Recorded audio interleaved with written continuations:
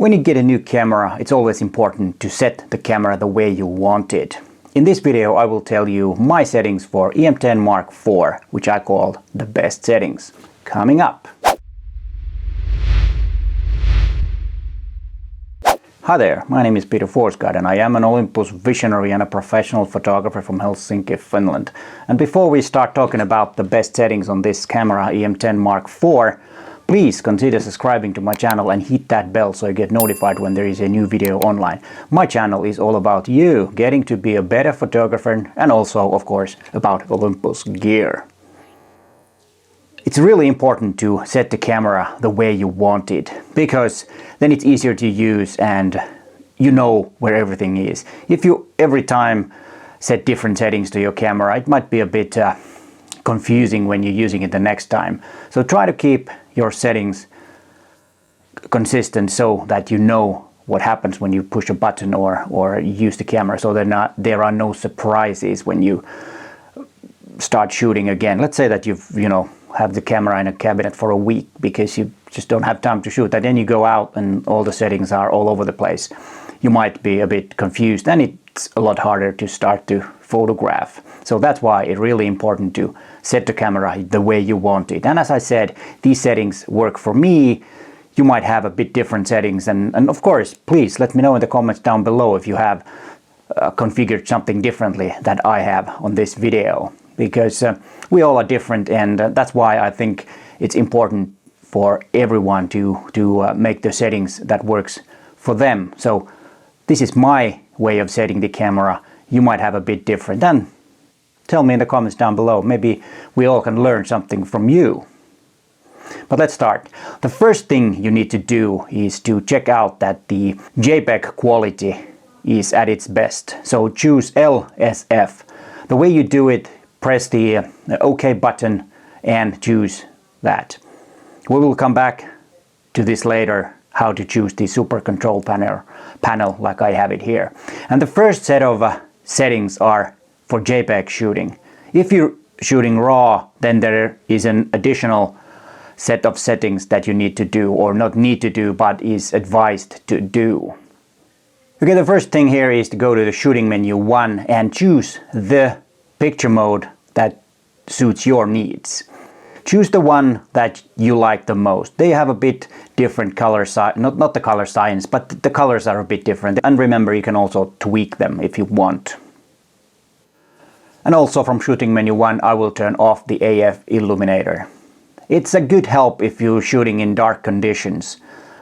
But in general use, I think it's a bit annoying that the camera is, showing this red infrared light, which helps it to focus. But because in good conditions, it can focus without the help of that light.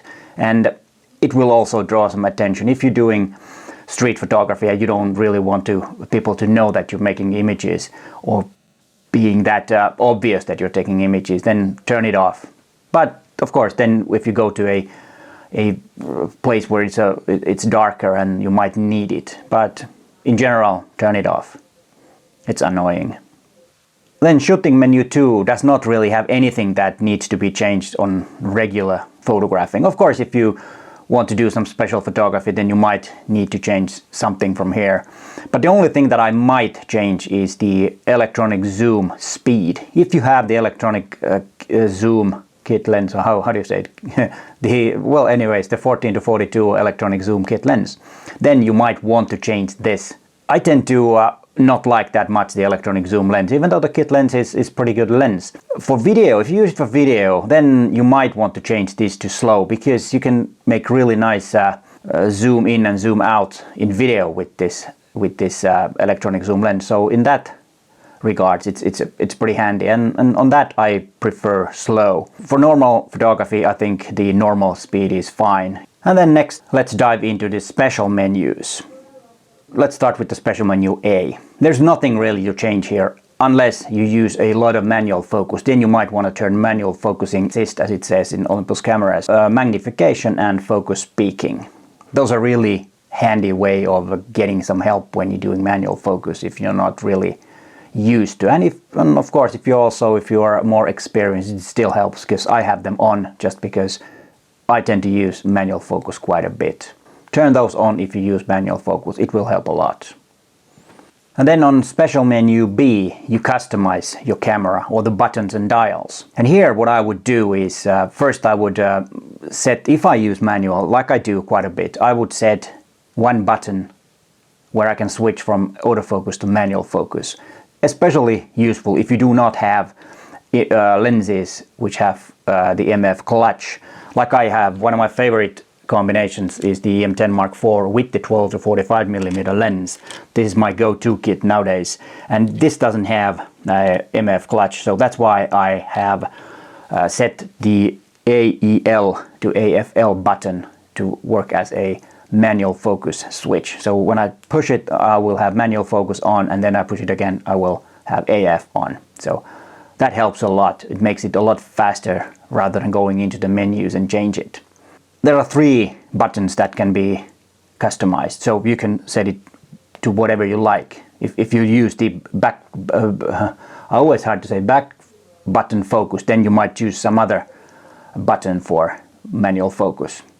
From the dial settings, I customize it so that the back dial is for exposure compensation on aperture priority and shutter priority. That way I can compensate the exposure with my thumb from the back wheel, and I don't have to lift my finger from the shutter button, so I can be really fast if needed.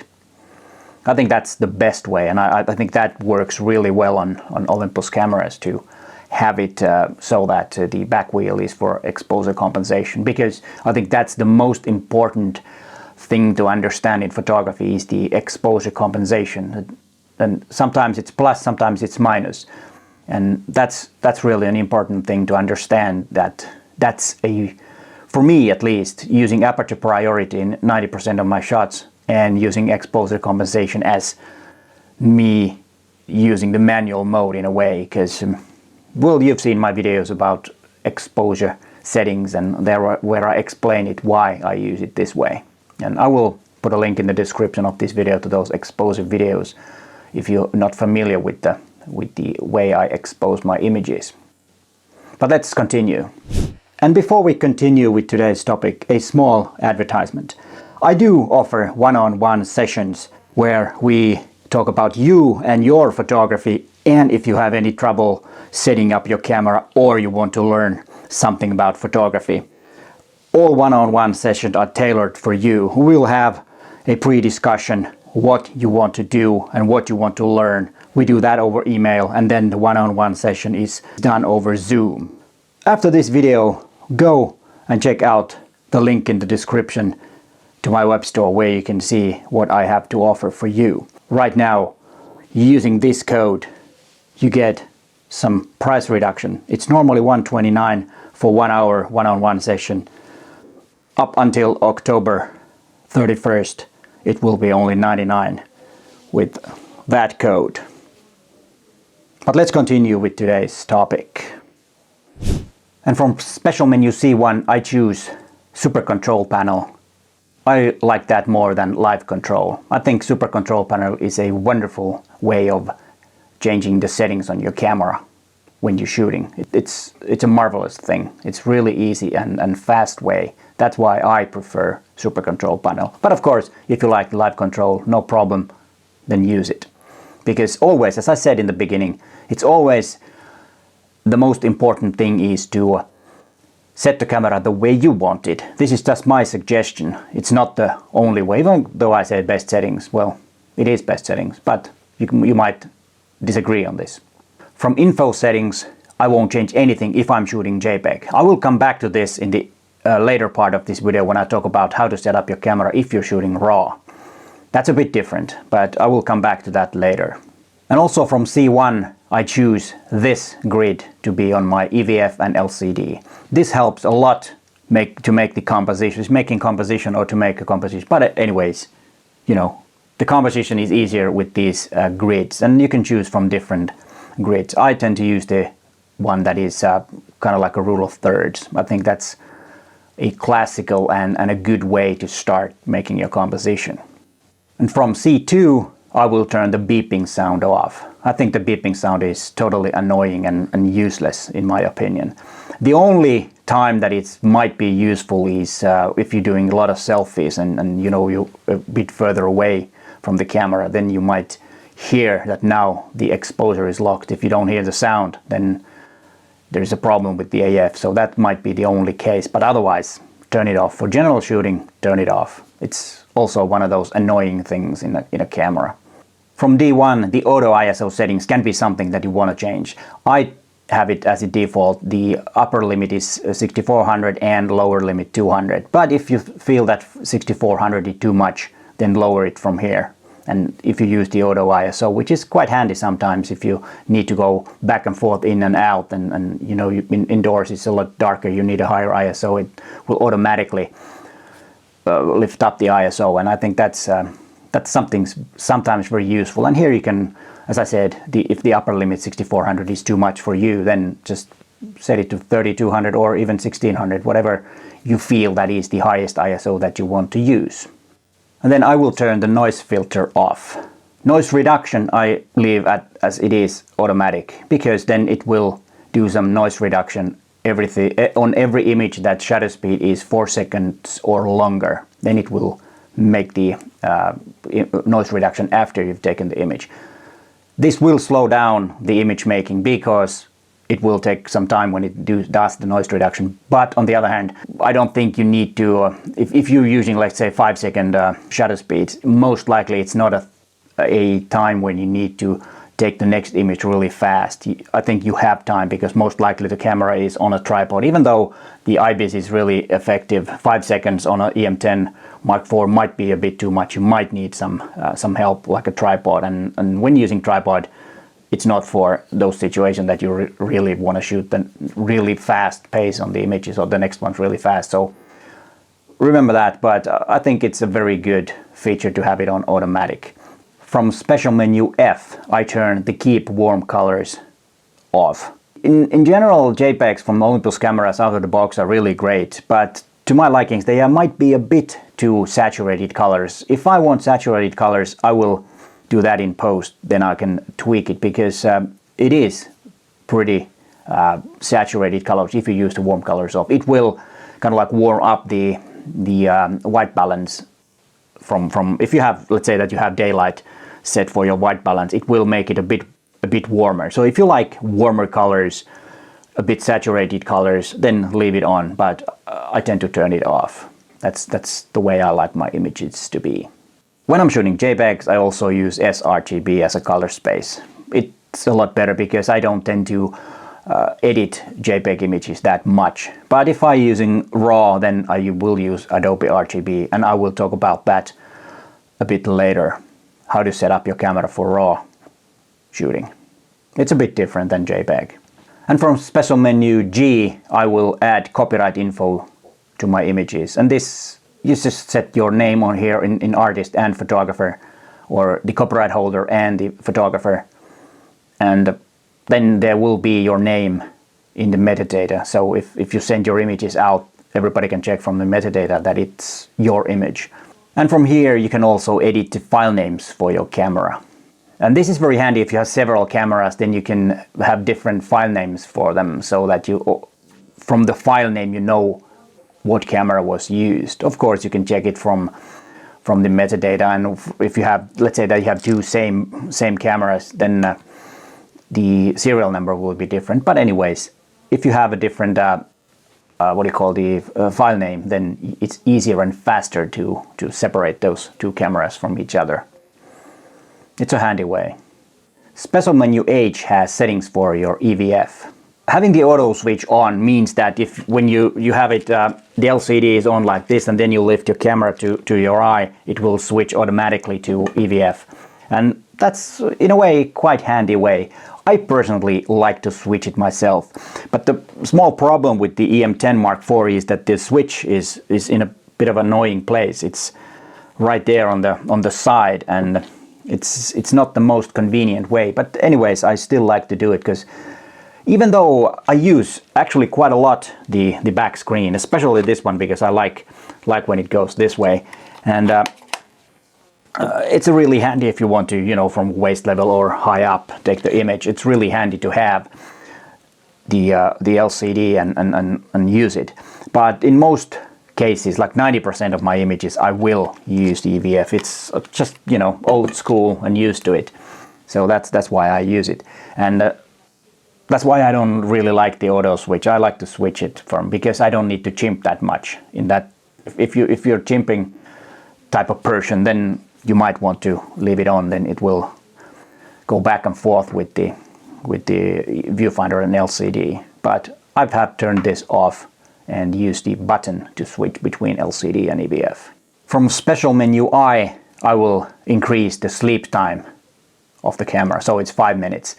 This means that it will turn itself off after 5 minutes. I think the default 1 minute is a bit too short. If I'm walking around on the street and doing some street photography, like which this camera and combination is really good for, then it will react faster if it's on all the time. Or not all the time, but long enough so that you will take an image every 5 minutes. It won't turn itself off, which I think is a good thing, because it takes some time to turn on or kind of like wake up again, and if that takes too much time, you might miss a shot, and that's not good. No, missing shots, no good.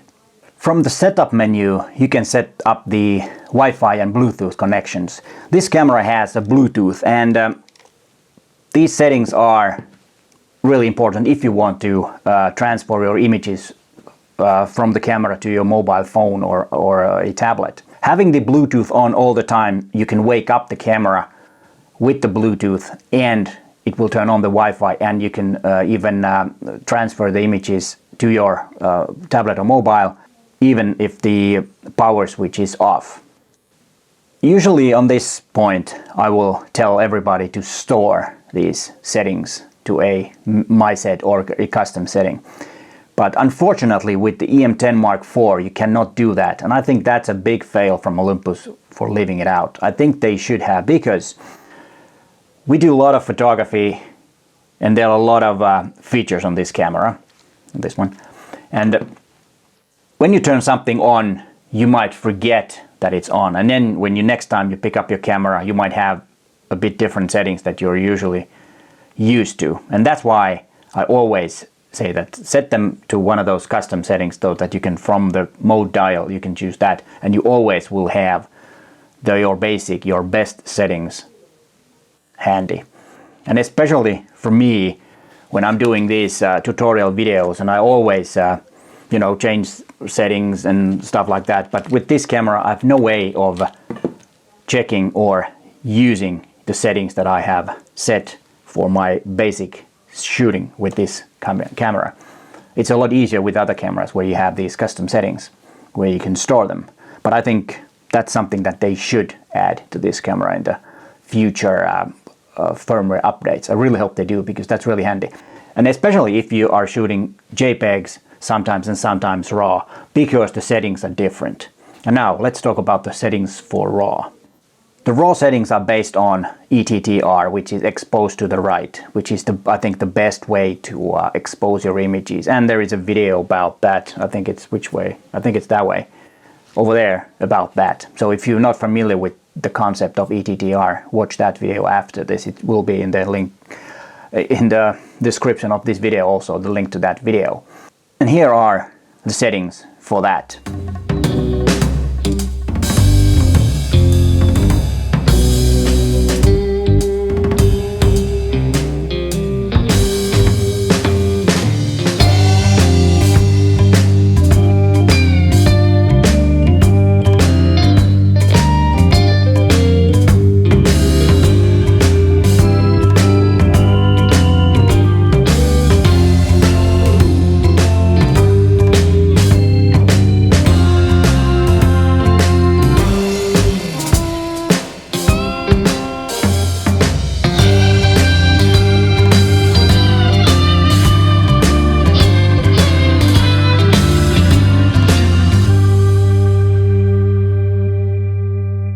I hope this video was helpful, and here are some more videos for you to watch.